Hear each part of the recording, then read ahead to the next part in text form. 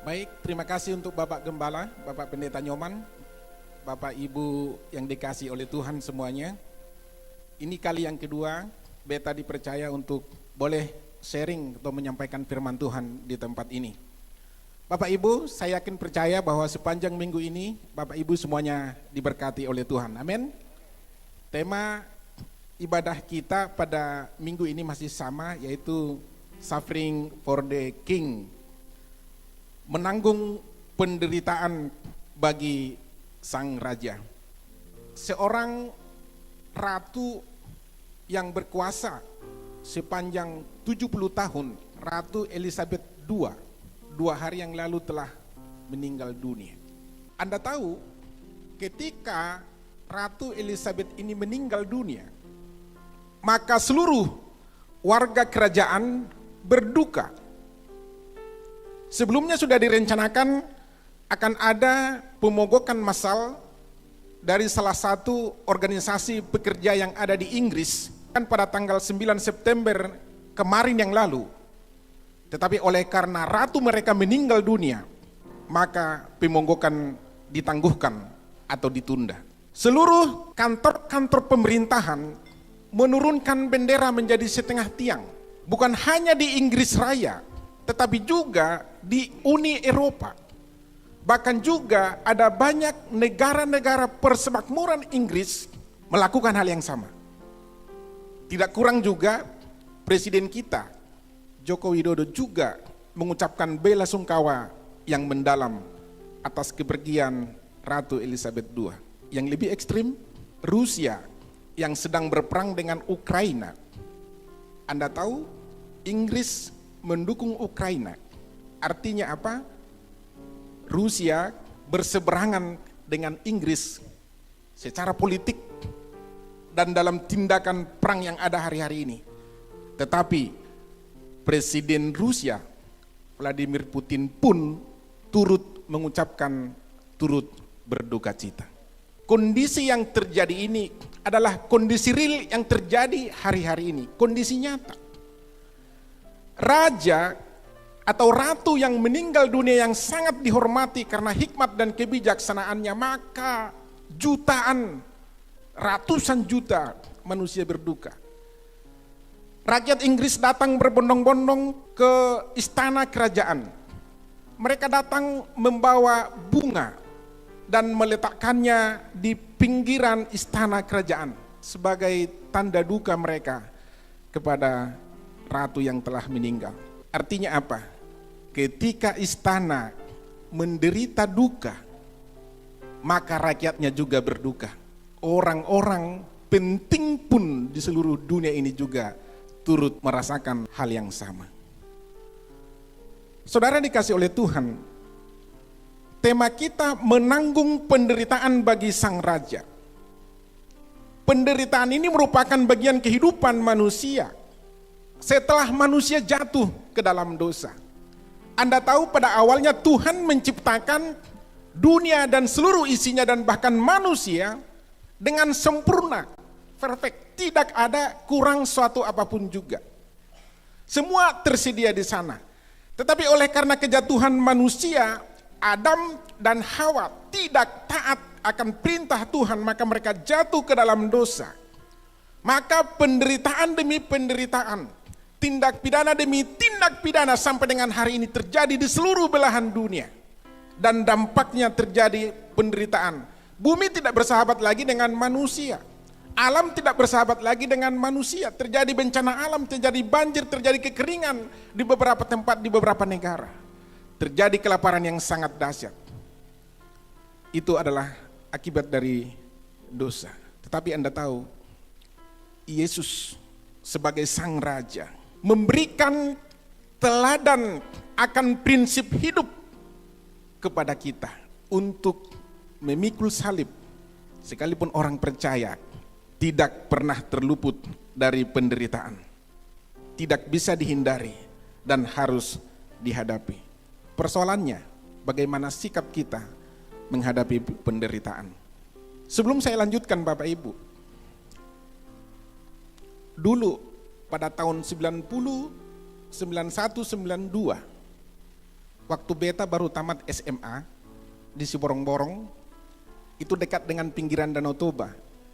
Kalau Anda tidak tahu Siborong-Borong itu, kalau pergi ke Danau Toba dari Jakarta naik pesawat hingga di Siborong-Borong. Bandara di tempat beta itu walaupun kecil di tengah hutan Pak Gembala, tapi itu bandara internasional.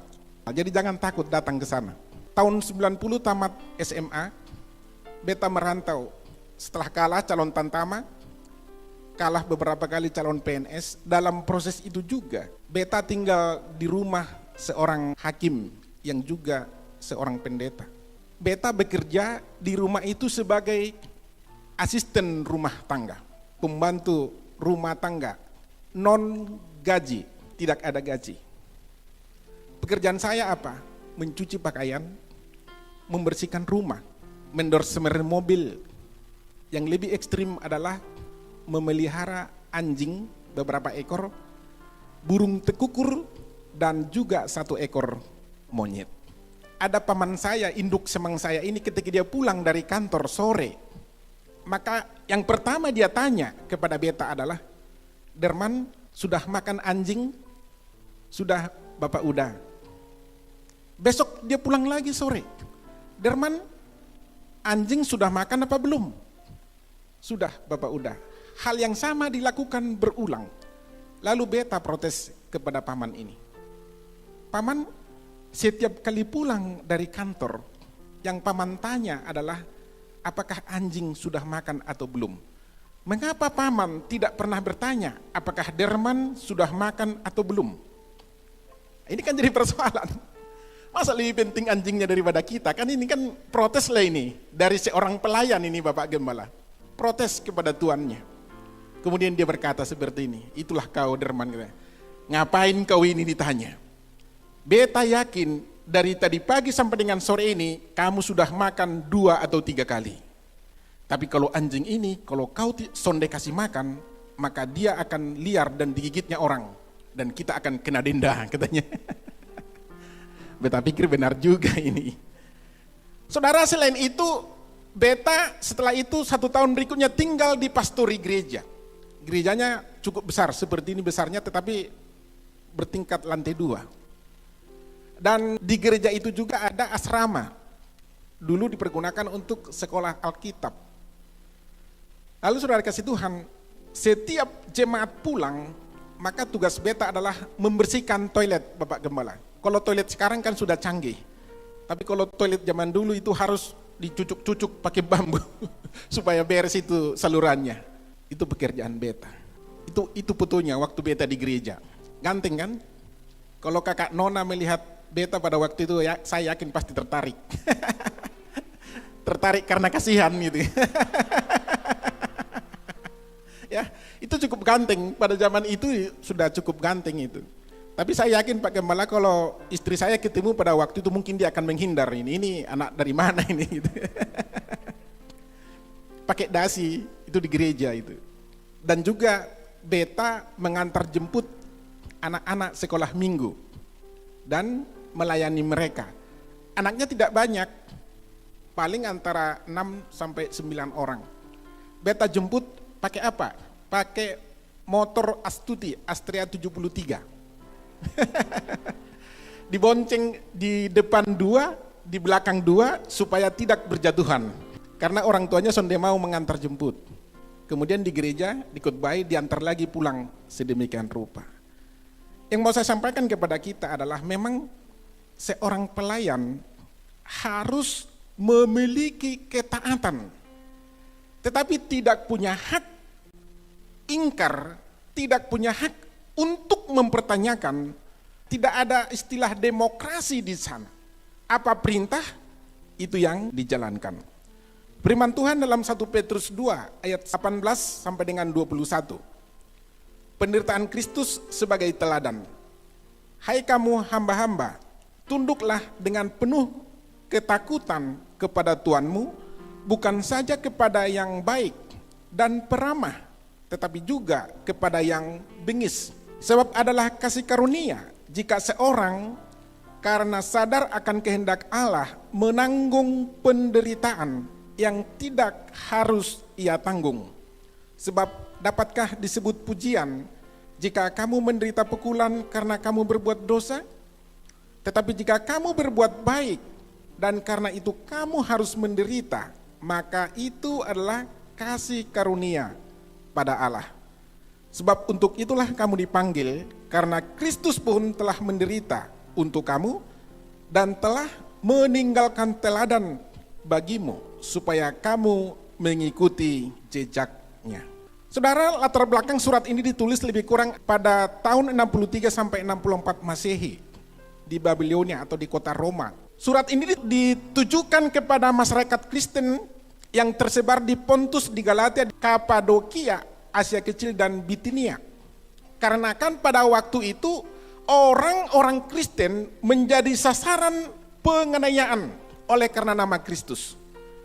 Tujuannya adalah supaya jemaat didorong dan meneguhkan hati mereka pada masa penderitaan yang sangat keras pada waktu itu. Dan kemudian untuk menginsapkan kepada mereka bahwa ternyata orang-orang Kristen yang baru ini, pengikut-pengikut Kristen yang baru ini dibenci oleh dunia.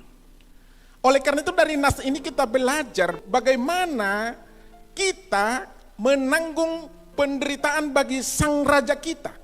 Tadi dalam 1 Petrus 2 ayat 18, hai kamu hamba-hamba, tunduklah dengan penuh ketakutan kepada Tuanmu. Hamba yang setia, hamba, abdi, budak, menghamba atau mengabdi. Sekali lagi, seorang hamba tidak berkuasa atas dirinya. Untuk bisa berkuasa maka dia harus dimerdekakan oleh sejumlah tebusan uang pada waktu itu. Karena pada masa itu masih lazim dan banyak terjadi perhambaan, banyak budak belian. Maka oleh karena itu hubungan antara tuan dan hamba ini dikatakan bagaimana kita bisa mengerti hubungan kita dengan Yesus sebagai Raja kita. Kita yang tidak berkuasa wajib tunduklah dengan penuh ketakutan kepada Tuhan kita, Raja kita. Tunduk ini dari bahasa lainnya hupotasso, artinya menundukkan dan merendahkan diri. Jadi di dalamnya ada terkandung merendahkan diri. Tidak mungkin seseorang bisa tunduk kalau dia tidak mau merendahkan diri. Dan ada rasa hormat yang diberikan kepada Tuhan karena derajatnya lebih tinggi daripada hamba. Dan sekali lagi pandangan ini adalah tentang bagaimana Allah digambarkan dalam hubungan antara Tuhan dan budak-budaknya. Jadi yang pertama, kita harus menjadi hamba yang setia. Kemudian yang kedua, penderitaan sebagai kasih karunia. Dalam ayat 19, sebab adalah kasih karunia jika seorang karena sadar akan kehendak Allah menanggung penderitaan yang tidak harus ia tanggung.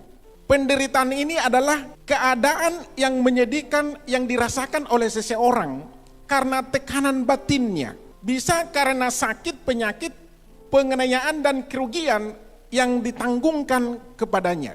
Kerugian material dan juga kerugian moral terkait dengan harga diri. Ketaatan Kristus memberikan teladan kepada kita. Ia diperlakukan dengan sangat tidak adil. Anda tahu, pada masa-masa penyaliban Yesus, maka dibuat mahkota duri di kepalanya. Mahkota sebenarnya adalah kehormatan. Sama seperti yang tadi di awal saya katakan, raja atau ratu yang dikenakan di kepalanya adalah mahkota kehormatan, mahkota kekuasaan. Tetapi raja kita dimahkotakan dengan duri. Duri ini dihasilkan dari apa? Dari tanah. Duri ini kok bisa ada? Karena dosa. Itu dililitkan di kepalanya. Artinya apa? Ini adalah sebagai bentuk wujud bagaimana mempermalukan raja kita, mempermalukan Yesus kita. Tetapi untuk mengalahkan penguasa dunia yang kejam dan egois ini, Kristus mengambil langkah dengan sukarela dan rendah hati. dan penuh dengan ketaatan, bukan dengan paksaan. Dia rela menanggung itu. Yesaya 53 ayat 7 firman Tuhan berkata, dia dianiaya, tetapi dia membiarkan diri ditindas dan tidak membuka mulutnya, seperti anak domba yang dibawa ke pembantaian, seperti induk domba yang keluh di depan orang-orang yang menggunting bulunya. Ia tidak membuka mulutnya, ia tidak protes, ia tidak mengecam ahli-ahli Taurat yang mendakwa dia, yang memutarbalikkan fakta, tuduhan yang dialamatkan kepada dia. Sebenarnya dia sanggup, dia perintahkan malaikat untuk menghalau itu orang-orang, tapi itu dia lakukan. Maka ketika di awal prajurit-prajurit itu hendak menangkap Yesus, Simon Petrus menghunuskan pedangnya dan kemudian memotong itu kuping salah seorang prajurit. Putus. Kemudian Yesus mengambil daun kuping itu, ditempelkan kembali. Dan dia berkata kepada Petrus, Petrus, sarungkan pedangmu. Karena orang yang mengandalkan pedang akan mati dimakan oleh pedang. Tuduhan, fitnahan, cacian, makian, penderitaan yang dialamatkan kepadanya, dia berdiam diri.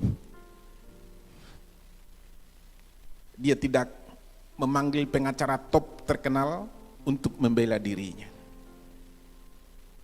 Dia tidak berkoar-koar di ruang publik, dia berdiam diri.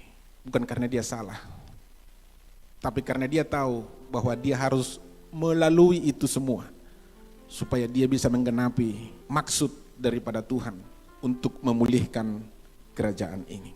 Yang mau saya sampaikan kepada kita adalah, mungkin hari-hari ini kamu sedang menderita karena kebenaran, tutup mulut, berdiam diri. Amin.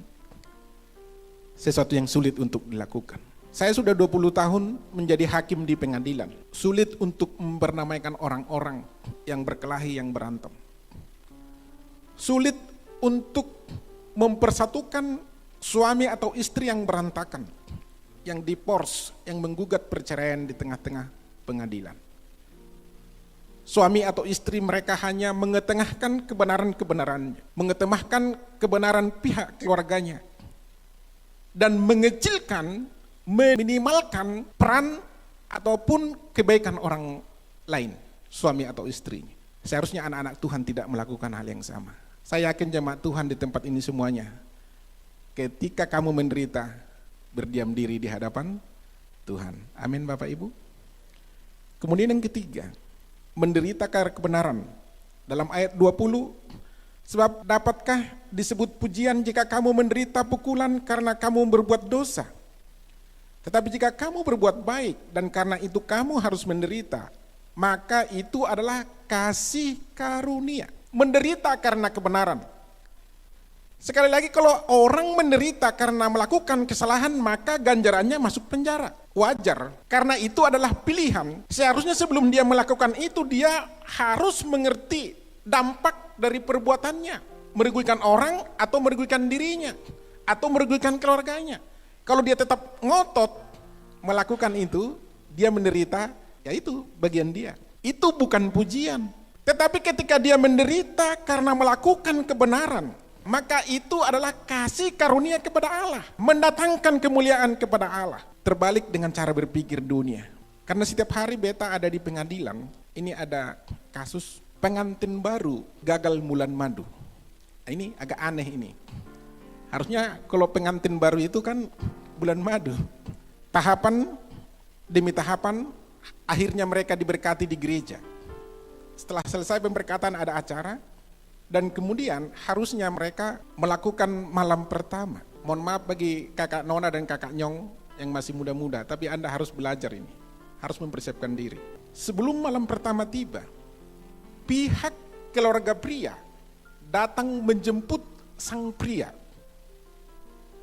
Oleh karena perbedaan prinsip adat istiadat antara lelaki dan pihak perempuan. Karena pada waktu itu pesta ini dilakukan di rumah keluarga perempuan. Tidak jadi malam pertama, dijemput si suami. Sampai sekarang tidak ada titik temu, gagal malam pertama. Sampai di pengadilan. Beta geleng-geleng kepala. Kok bisa seperti itu Bapak Gembala? Ini ada apa? Si istrinya menderita. Menderita karena apa? Karena salah memilih. Makanya ini kakak-kakak nona perhatikan baik-baik. Sebelum Anda menetapkan diri untuk masuk ke jenjang pernikahan, jangan Anda salah pilih. Kalau tidak Anda akan menderita. Beta selalu sampaikan kepada kakak nona dan kakak nyong yang lagi PDKT, pendekatan. Kalau Anda sedang masa perkenalan, pacaran, buka mata lebar-lebar. Perhatikan baik-baik, buka mata lebar-lebar, kenali dia. Bibit, bobot, bebet, dan lain sebagainya. Pendidikannya, latar belakangnya, siapa kakaknya, siapa abangnya, ya, siapa toonya, kenali dia. Lahir dari mana dia. Jangan Anda hanya melihat itu kakak nyong gantengnya luar biasa, tingginya 2 kali lebih tinggi dari beta, ramping. Bahasa Inggrisnya oke punya. Itu bukan penentu, bukan yang pertama. Tetapi ketika Anda sudah menetapkan diri untuk masuk ke dalam jenjang pernikahan, pada saat itu juga tutup mata rapat-rapat. Mengapa saya katakan seperti itu? Karena mungkin pada masa pacaran, walaupun Anda sudah membuka mata lebar-lebar, pasti ketemu belangnya. Mungkin lelaki ini manis tutur katanya, tapi ketika dia tidur, maka dia akan ngorok seperti saya. Maka tutuplah kupingmu rapat-rapat. Ketika Anda menikah, maka Anda akan melihat suamimu ini akan selalu telat bangun. Dia seperti kelelawar, bekerja malam, tidur siang hari. Kamu harus tutup mata dengan kondisi itu. Kalau tidak, kalau Anda buka mata lebar-lebar, cari kesalahan istri, cari kesalahan suami, akan ketemu dengan beta di ruang pengadilan. Harapan beta tidak terjadi di tempat ini. Tepuk tangan dulu dong. Jadi jangan berusaha mencari kelemahan pasanganmu, suami atau istrimu. Karena pasti ketemu. Nggak dicari pun ketemu sendiri.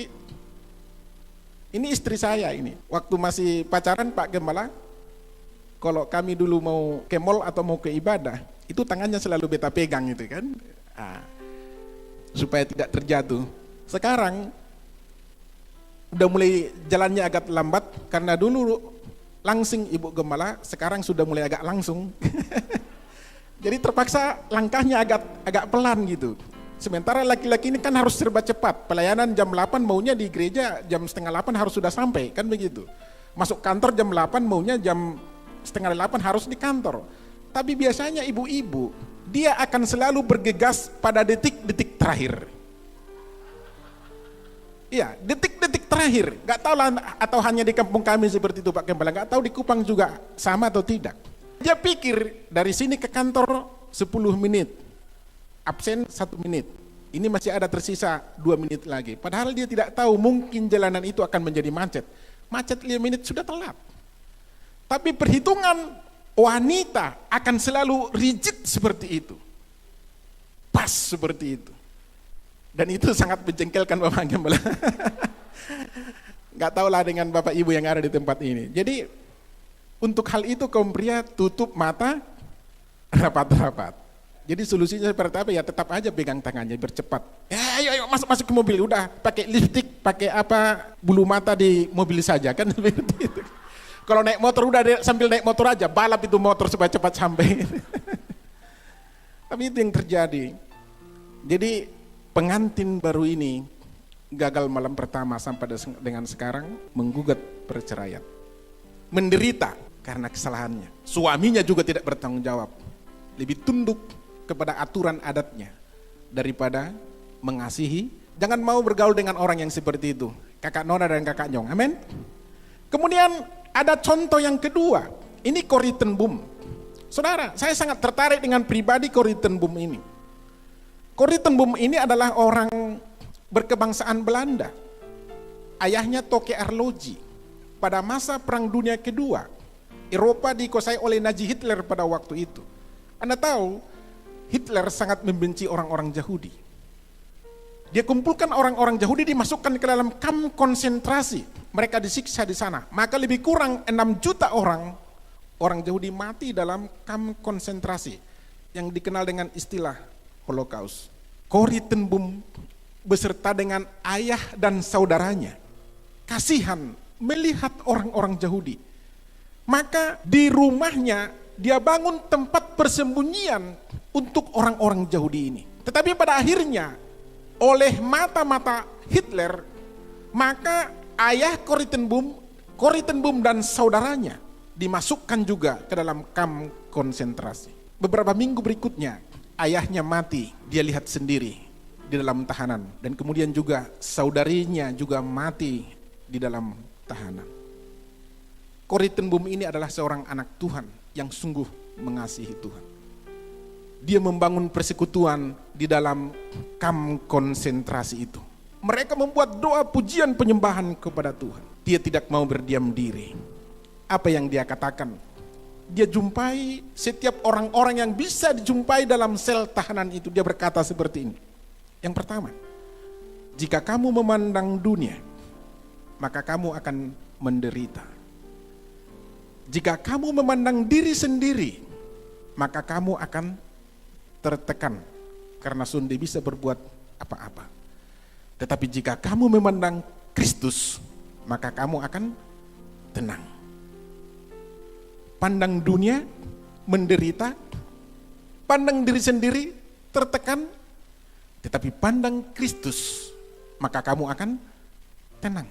Ini kondisi di dalam kamp konsentrasi. Pada akhirnya Bapak Ibu, Corrie ten Boom dibebaskan dari kamp konsentrasi oleh karena kesalahan administrasi, dan kemudian Jerman juga dikalahkan dalam Perang Dunia Kedua.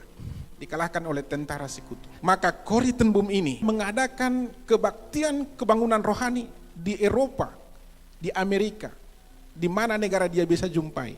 Dan suatu saat dia kembali ke Jerman, di Ravensbrück, di mana dia pernah ditahan.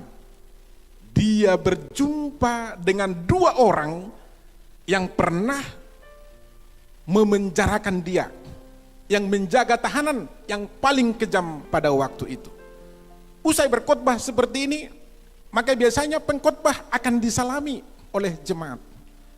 Maka seorang tua renta datang menghampiri dia, dan paling terakhir dia berkata seperti ini, "Ibu, dari tadi aku sudah mendengarkan dari bibirmu tentang kasih Tuhan, tentang pengampunan Tuhan kepada semua orang berdosa. Tetapi saat ini aku mau dengar dari bibir mulut ibu juga bahwa ibu mengampuni saya." Kemudian Corrie ten Boom memandang itu orang, dan kemudian dia sadar ini dulu orang yang paling bengis di dalam kamp konsentrasi. Bapak Ibu, sejenak dia tertunduk dan dia mohon tuntunan kepada Tuhan. Dan dia mendengarkan tuntunan Tuhan. Dia mengulurkan tangan kepada orang itu. "Hari ini juga aku mengampuni engkau, dan berkat Tuhan turun ke atas kamu." Dia lepaskan pengampunan kepada 2 orang itu. Saudara, sakit benar, berat, sangat berat. Bapaknya mati di depan matanya, saudaranya juga mati, dan tadi saya katakan 6 juta orang Yahudi walaupun bukan sebangsanya, tapi dia lihat mati secara mengenaskan oleh kekejaman politik dari Nazi Hitler. Tetapi ketika orang itu datang meminta pengampunan, dia sanggup melepaskan pengampunan. Apakah ini mudah? Tidak. Apa ini gampang? Berat, Bapak Ibu. Sulit, Bapak Ibu. Perkara yang sangat sulit. Dan ini adalah penderitaan yang sangat dahsyat, Bapak Ibu. Karena apa? Karena batinnya akan melawan, kemanusiaannya akan melawan. Bagaimana aku bisa mengampuni ini orang? Walaupun saya pengkhotbah, walaupun aku memberitakan firman Tuhan, tapi ini orang hari ini datang. Tapi dia lepaskan pengampunan. Karena kebenaran, dia menderita. Dan akhirnya apa? Nama Tuhan dipermuliakan dan orang ini diselamatkan, menerima Yesus sebagai Tuhan dan Raja dalam kehidupannya. Tepuk tangan untuk Tuhan, Bapak Ibu. Dalam belahan dunia mungkin banyak hal, kejadian-kejadian yang dilakukan oleh misionaris-misionaris, oleh para penginjil-penginjil di kampung kami di Tarutung, Sumatera Utara. Dulu daerah kami itu adalah penyembah-penyembah berhala. Antara kampung dengan kampung yang lain sering baku hantam, baku bunuh. Ketika itu terjadi maka peperangan akan terjadi.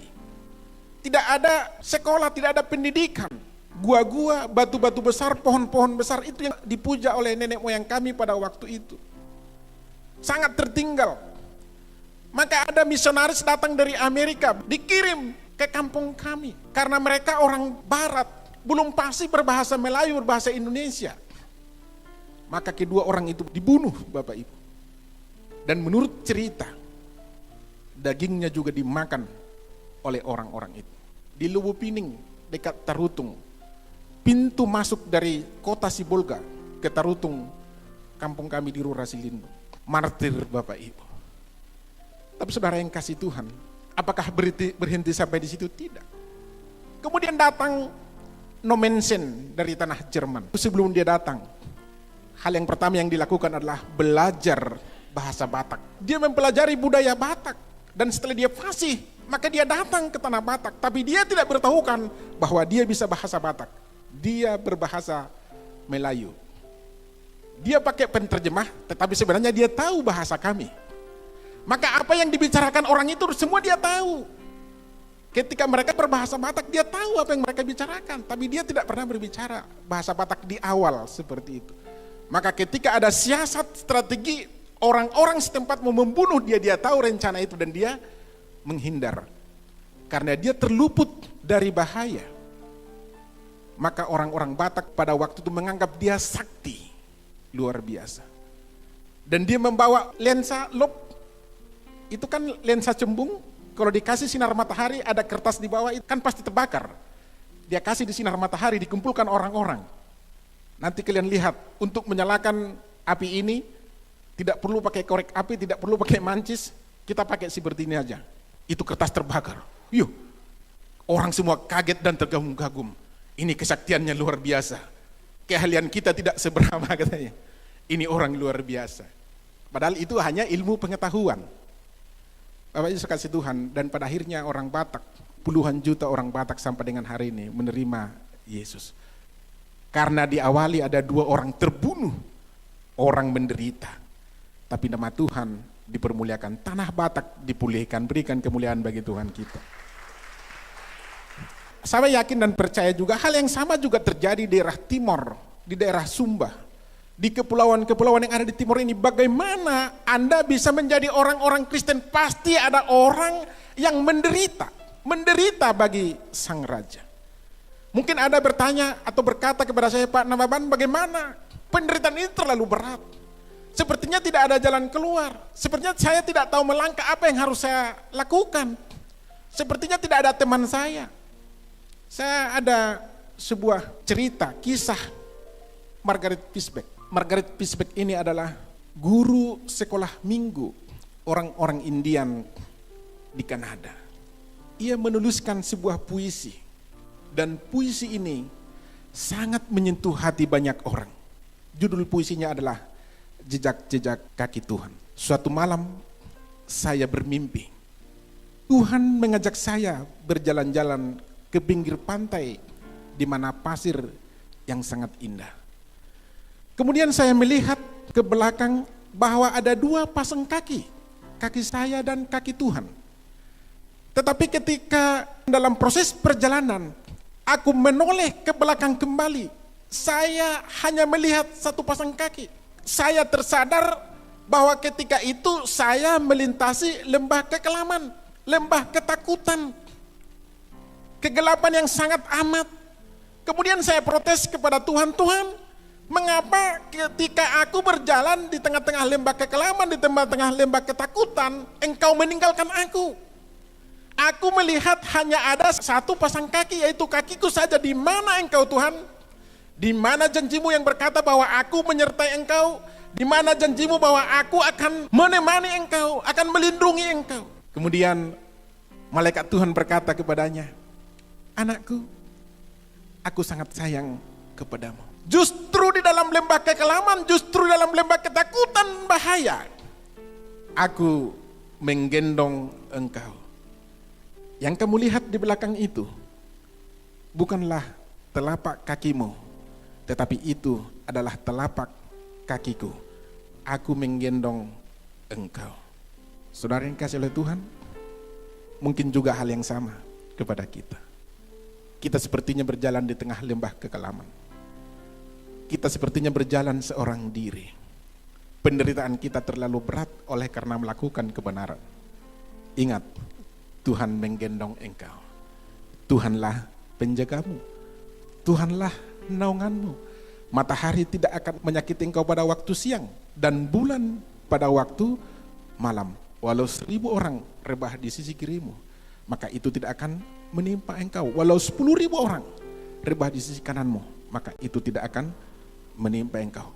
Tuhanlah yang menggendong engkau. Berikan kemuliaan kepada Tuhan kita. Saudara, memang benar sejak awal kekristenan, penderitaan adalah menjadi bagian yang tidak terpisahkan dari kehidupan Yesus, murid-muridnya, dan juga gereja mula-mula. Yesus hidup sebagai manusia, sebagai anak seorang Yusuf tukang kayu, orang miskin. Dia ditolak kaum keluarganya, dia ditolak di kampung halamannya, dan dia ditolak oleh sebangsanya sendiri. Yang lebih tragis, dia disalibkan oleh sebangsanya sendiri. Dan penderitaan ini terus berlanjut ketika Yesus bangkit dan kemudian naik ke surga. Penderitaan ini makin dahsyat terjadi kepada murid-murid dan rasul-rasul. Stefanus dan Yakobus dibunuh karena iman percaya mereka kepada Tuhan. Petrus, Paulus juga dan pemerintah Injil lain dimasukkan ke dalam penjara, mendekam di dalam penjara. Dan Yohanes diasingkan di Pulau Patmos. Semua rasul kecuali Yohanes mati sebagai martir. Orang Kristen secara umum juga menghadapi ancaman penganiayaan dari Kaisar Roma yang sangat kejam dan bengis pada waktu itu. Tapi Anda tahu, Roma sekarang sudah menjadi orang-orang Kristen. Amin. Bagaimana itu bisa terjadi? Karena ada orang yang menderita, yang menimbulkan kemuliaan bagi Raja kita. Markus 10 ayat 43-45. Kita harus melayani, bukan mencari posisi. Ayat 43, tidaklah demikian di antara kamu, barang siapa ingin menjadi besar di antara kamu, hendaklah ia menjadi pelayanmu. Dan barang siapa ingin menjadi yang terkemuka di antara kamu, hendaklah ia menjadi hamba untuk semuanya. Karena anak manusia juga datang bukan untuk dilayani, melainkan untuk melayani dan untuk memberikan nyawanya menjadi tebusan bagi banyak orang. Memberikan nyawanya. Kasih yang terbesar adalah kasih seorang yang memberikan nyawanya bagi sahabat-sahabatnya. Itulah kasih Tuhan. Tidak ada nabi, tidak ada pemuka agama di dunia ini yang melakukan hal itu, yang diimani sebagai nabi mereka. Hanya Yesus yang sanggup memberikan nyawanya untuk tebusan kita, orang-orang berdosa. Bukan karena kita layak, bukan karena kita benar, tapi karena kita sudah terpuruk di lumpur dosa, di lumpur maut. Kita harus melayani turun ke bawah, melayani menderita. Oleh karena itu jalan untuk menuju ke atas kita harus turun ke bawah. Turun merendahkan diri, turun untuk melayani, turun untuk berkorban. Sekali lagi, jalan menuju ke atas kita harus turun ke bawah. Yang terakhir, meneladani Yesus dalam penderitaannya. 1 Petrus 2 ayat 21. Sebab untuk itulah kamu dipanggil, karena Kristus pun telah menderita untuk kamu dan telah meninggalkan teladan bagimu, supaya kamu mengikuti jejaknya. Mengikuti jejaknya dalam hal apa? Dalam hal ketaatannya. Salib pada waktu itu diperuntukkan kepada para pemberontak terhadap kekuasaan negara atau Koptitat. Hukum sipil Yahudi pada waktu itu tidak bisa menjatuhkan hukuman mati karena mereka ada di dalam penjajahan Roma. Maka hukuman mati bisa dijatuhkan oleh penguasa Roma. Pada waktu itu Pilatus sebagai perpanjangan tangan di sana, di Judea. Hukuman mati hanya dijatuhkan kepada tindakan pidana yang sangat berat. Utamanya pemberontakan terhadap negara. Disalib di mana? Di Bukit Golgota. Mengapa di bukit? Mengapa di tempat yang tinggi?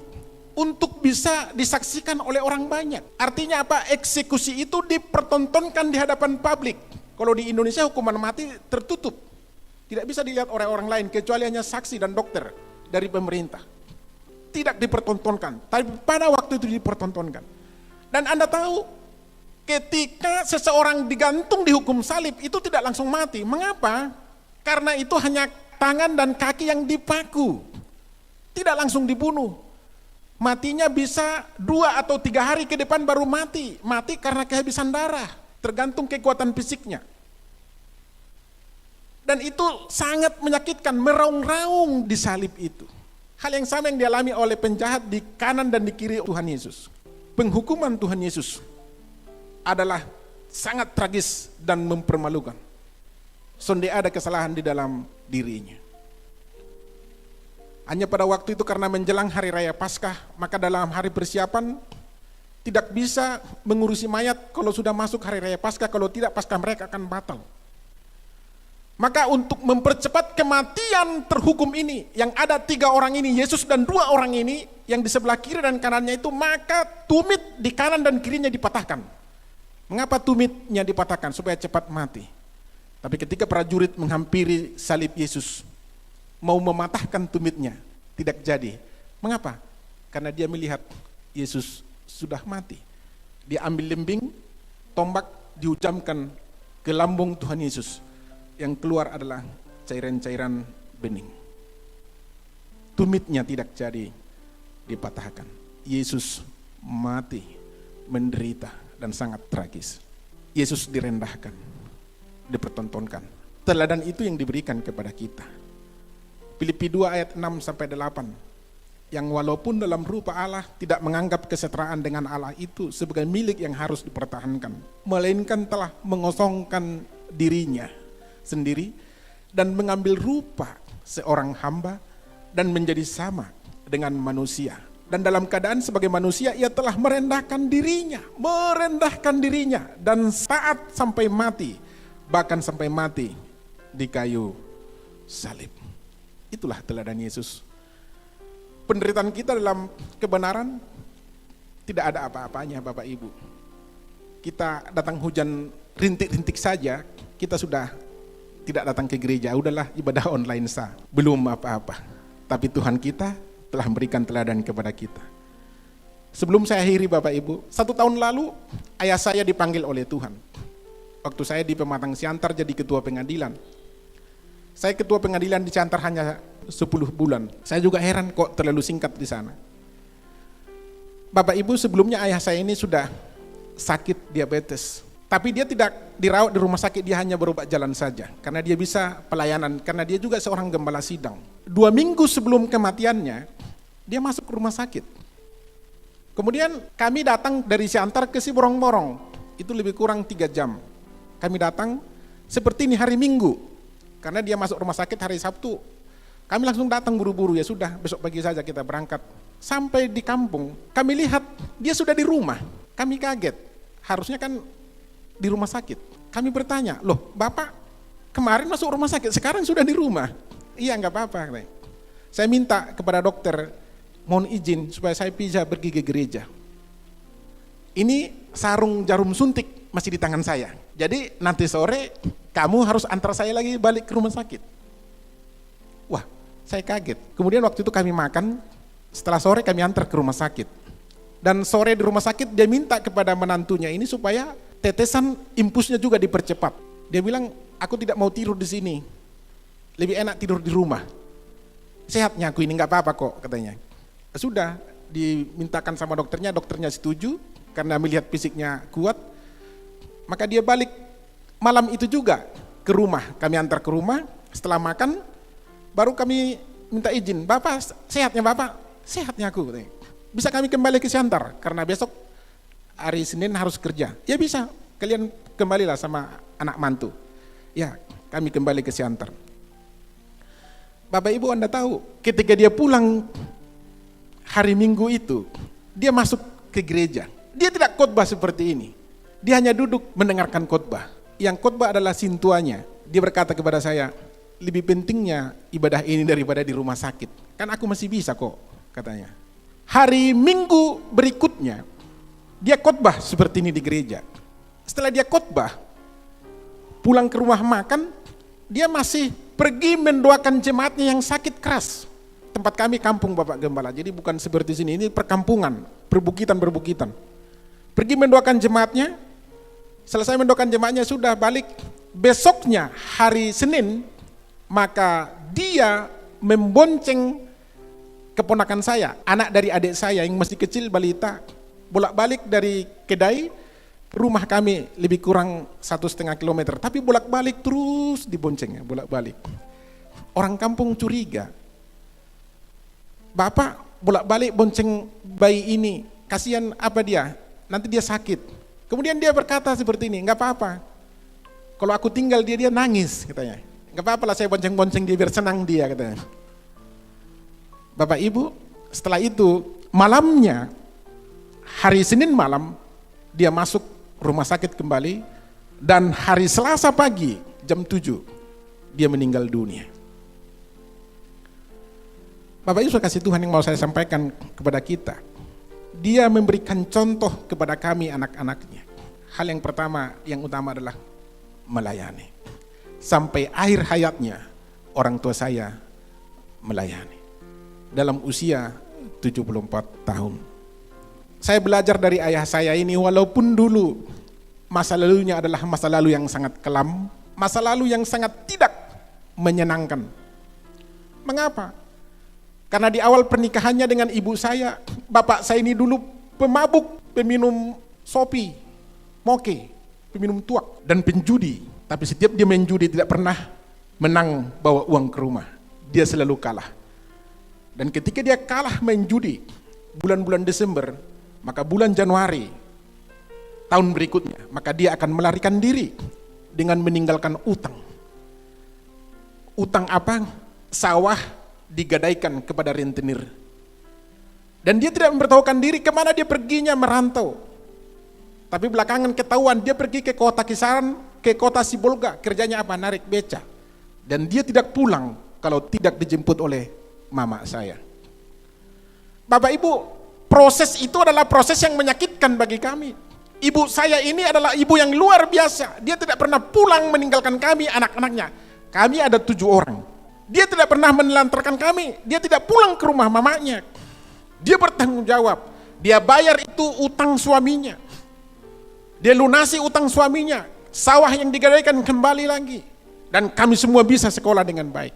Dan ayah saya ini melakukan tindakannya sampai saya kelas 3 SMA. Bayangkan Bapak Ibu, kalau ayah saya melarikan diri, maka sayalah yang menggantikan peran ayah di kampung untuk membantu mama bertani. Karena saya anak yang paling besar laki-laki. Sawah di kampung kami itu bertingkat-tingkat singkedan, tidak rata. Jadi untuk bisa menghasilkan, maka itu pematang sawahnya harus diiris-iris, harus dibersihkan supaya tidak datang tikus.